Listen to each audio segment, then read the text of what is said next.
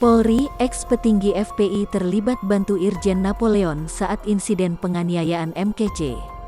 Irjen Napoleon diduga dibantu oleh 3 narapidana lainnya saat melakukan penganiayaan terhadap Muhammad Kc di Rutan Bareskrim Polri, Jakarta Selatan. Salah satu yang membantu ternyata napi ex-petinggi FPI. Demikian disampaikan Direktur Tindak Pidana Umum Bareskrim Polri Brigjen Pol Andi Rian Jayadi. Ia menuturkan napi ex-petinggi FPI yang membantu ini merupakan terpidana kasus kerumunan yang berujung pelanggaran protokol kesehatan.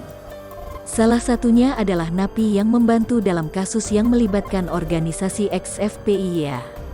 Iya betul, kasus kerumunan, kata Andi saat dikonfirmasi, Selasa, tanggal 21 September tahun 2021. Diketahui, ada 6 mantan petinggi FPI yang terlibat kasus kerumunan yang kini ditahan di Rutan Bareskrim Polri. Mereka adalah Muhammad Rizik Syihab, Haris Ubaidillah, Ahmad Sabri Lubis, Ali Alwi Alatas, Idrus Al-Habsyi dan Maman Suryadi.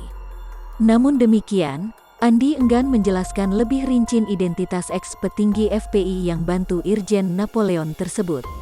Namun, 2 napi lain yang juga turut membantu merupakan napi terkait kasus pertanahan. Yang 2 lainnya tidak ada kaitan dengan FPI. 2 lagi itu untuk tahanan dalam kasus pidana umum terkait masalah pertanahan, jelasnya. Lebih lanjut, Andi menjelaskan Irjen Napoleon sengaja membawa 3 napi lainnya untuk bisa membantunya saat insiden penganiayaan tersebut.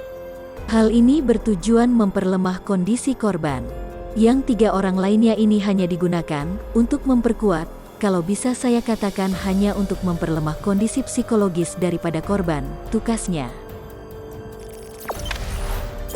Jangan lupa subscribe, share, komen, dan like ya.